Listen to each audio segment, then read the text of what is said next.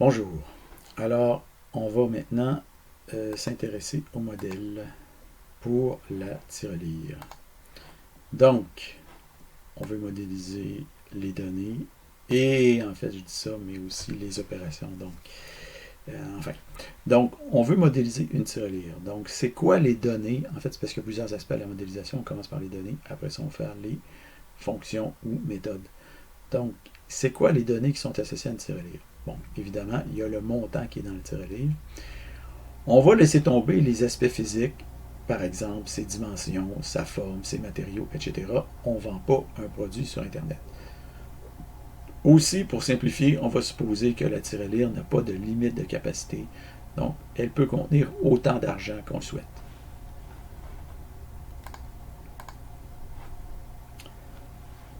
Donc, c'est quoi les opérations qu'on peut effectuer sur une tirelire? Bien, sur une tirelire, on peut déposer de l'argent dedans.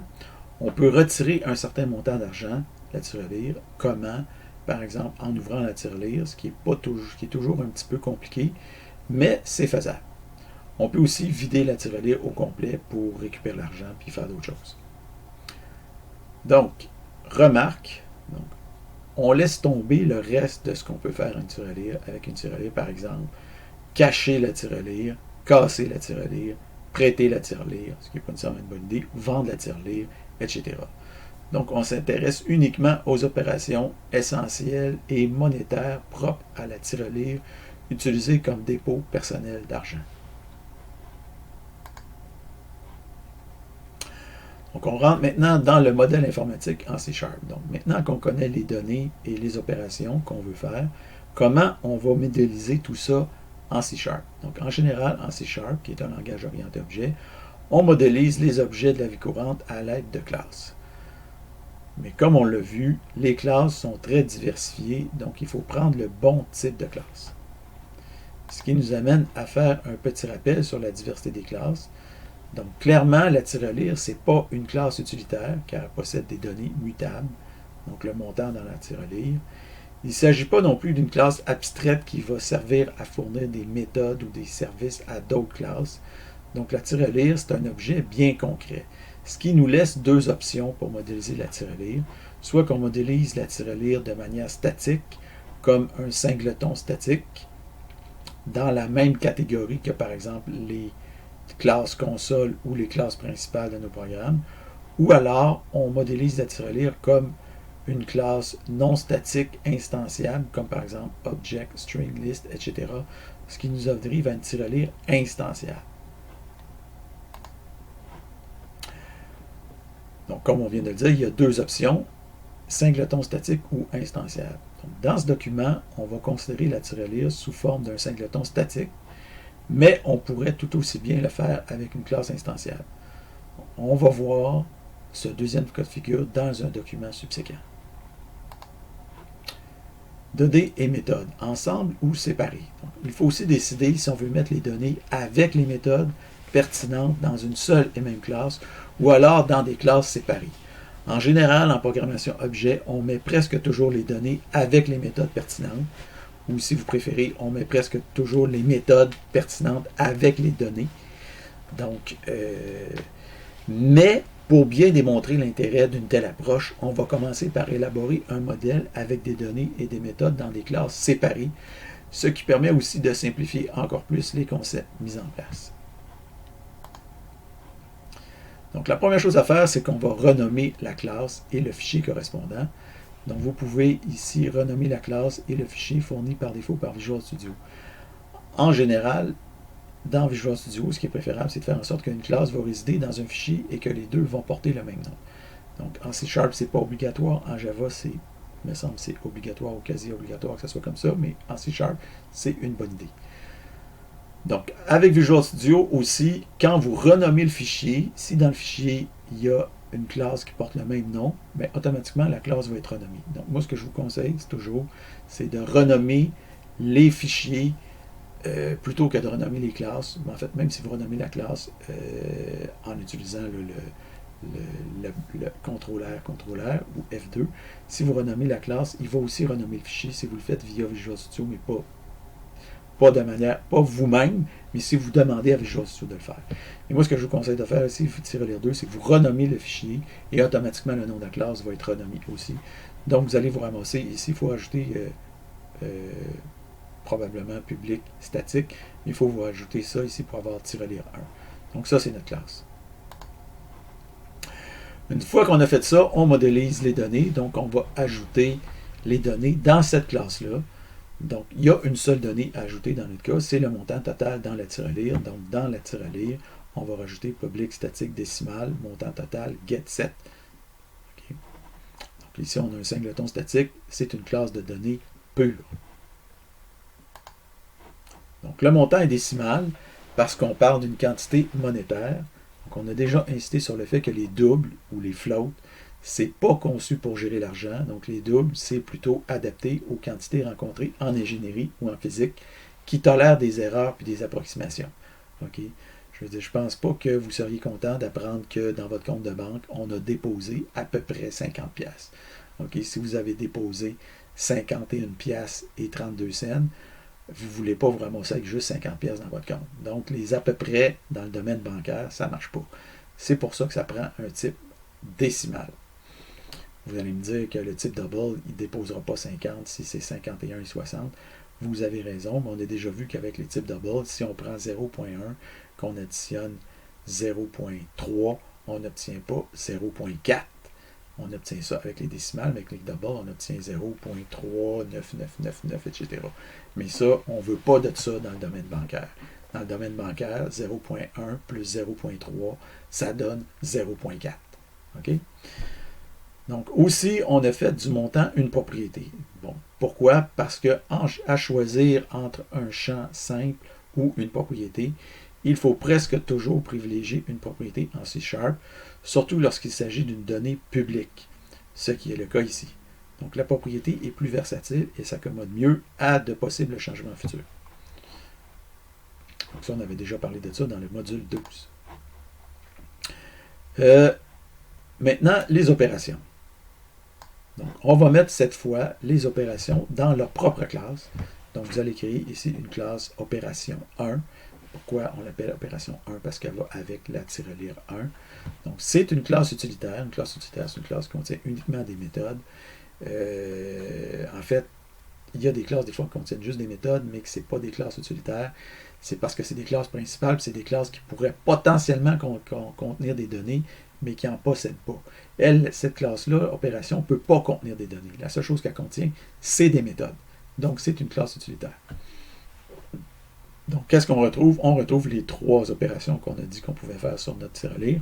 On peut déposer un montant, on peut retirer un montant ou on peut vider la tirelire. Donc, pour le moment, ces trois méthodes-là, vous allez faire un throw new not implemented exception parce qu'on ne les code pas tout de suite, mais on va les coder très bientôt. Donc, ces méthodes-là, en fait, les deux que vous avez ici, déposer et retirer, retournent un booléen, alors que vider retourne un décimal.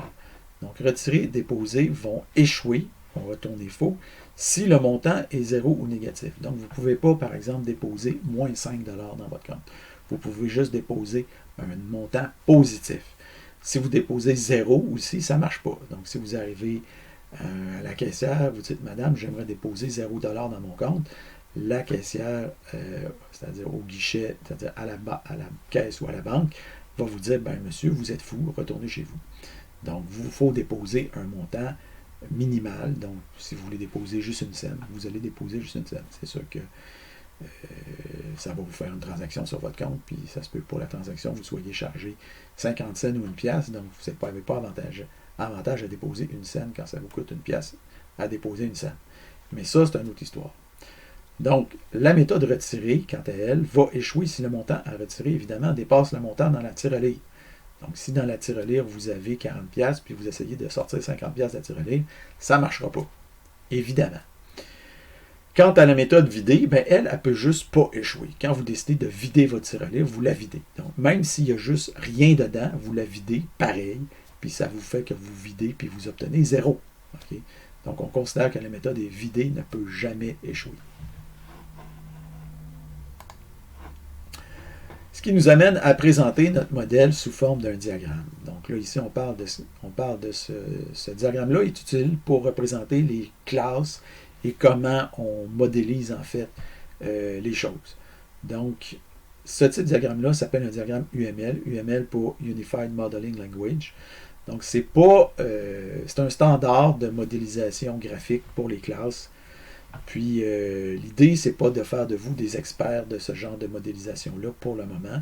Donc, on va voir, vous allez voir ça des fois dans ce cours-ci. Vous allez le voir aussi de temps en temps des diagrammes, mais je ne vous demande pas d'en construire. Par contre, si jamais vous faites le cours de... quand vous arrivez en session 4, vous faites le cours c'est ça, le cours de développement agile, vous allez faire probablement ce genre de diagramme-là. Et en fait, si jamais c'est moi qui donne le cours. Et aussi, je crois qu'avec Gabriel, en Pro 4 aussi, vous voyez les design patterns, puis là-dedans aussi, vous voyez ce genre de diagramme-là. Donc, puis après ça, si vous faites de la réseautique aussi, il y a ce genre de diagramme-là, pas de diagramme de classe, mais d'autres sortes de diagrammes, parce que UML, ça regroupe plusieurs types de diagrammes. Donc, il y a toute une famille de diagrammes, une panoplie de diagrammes. Donc, en session 4, là, vous allez voir un peu plus ça. Mais là, pour l'instant, je vous introduis ça parce que c'est très intéressant de modéliser les choses comme ça. Donc, vous voyez ici qu'on a une classe utilitaire, opération 1, qui contient 3 méthodes, ça comme ça. Et U veut dire que c'est une classe utilitaire.